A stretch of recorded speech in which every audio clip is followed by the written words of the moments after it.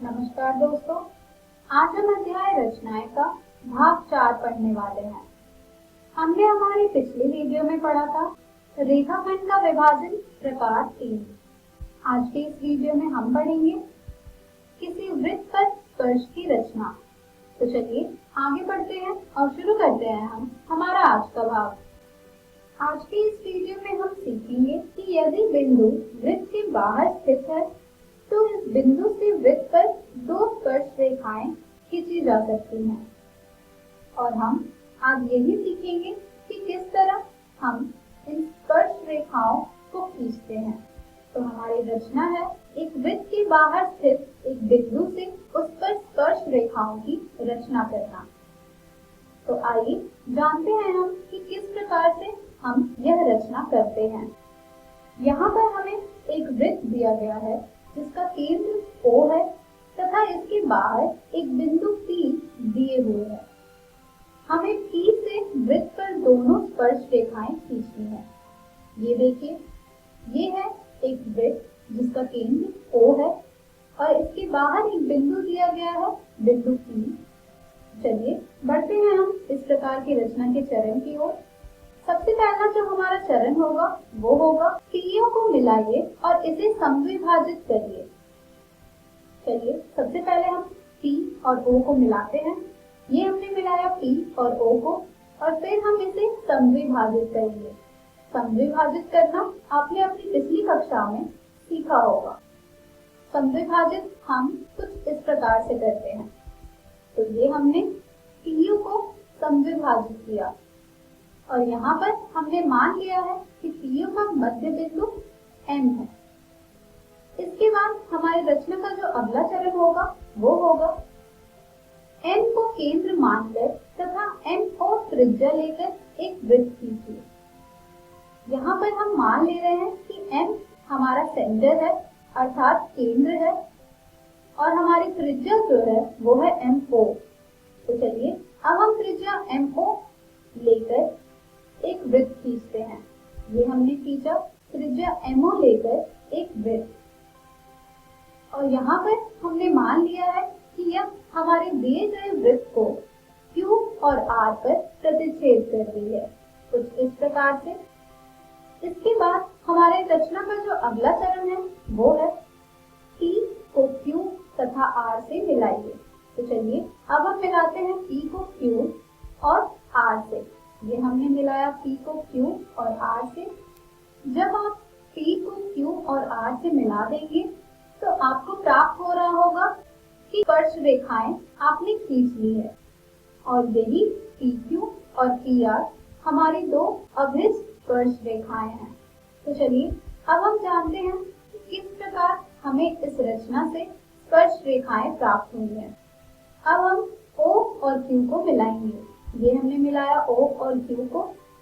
O और Q को मिलाने के बाद चूंकि कोण PQO अर्धवृत्त से बना एक कोण है, इसलिए कोण PQO का मान हो जाएगा 90 डिग्री।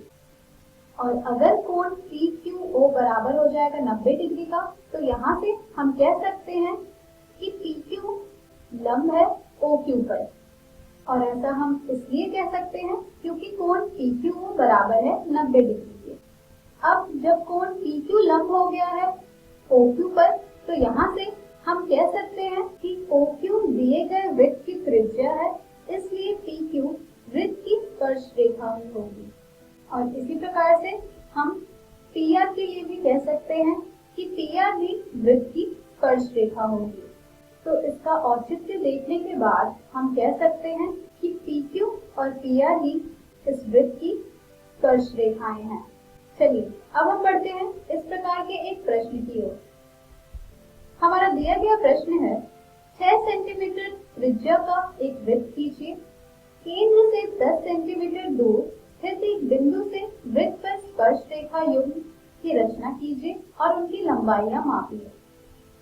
चलिए बढ़ते हैं हम इस प्रश्न के हल की ओर। हल में जैसा कि आप सब जानते हैं, सबसे पहले हम एक 6 सेंटीमीटर त्रिज्या लेकर वृत्त खींचेंगे।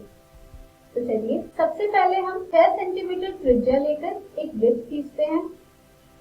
ये हमने खींचा एक वृत्त इसके बाद हम मान ले रहे हैं कि एक बिंदु है P जो कि केंद्र से 10 सेंटीमीटर दूर स्थित है।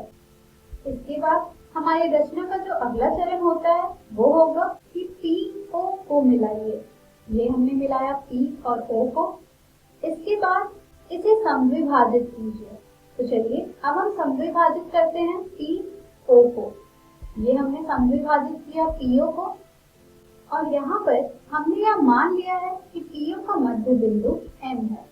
चलिए अब हम बढ़ते हैं हमारे अगले चरण की ओर।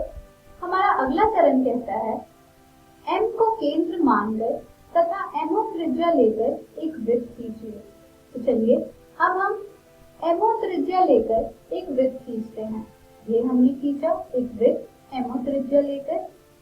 इसके बाद हम यहाँ पर मान लेंगे कि यह वृत्त हमारे दिए गए वृत्त को Q और R पर प्रतिच्छेद कर रही है, जैसा कि आप स्क्रीन पर देख पा रहे होंगे। इसके बाद हमारा अगला चरण कहता है P को Q तथा R से मिलाइए। ये हमने मिलाया P को Q तथा R से।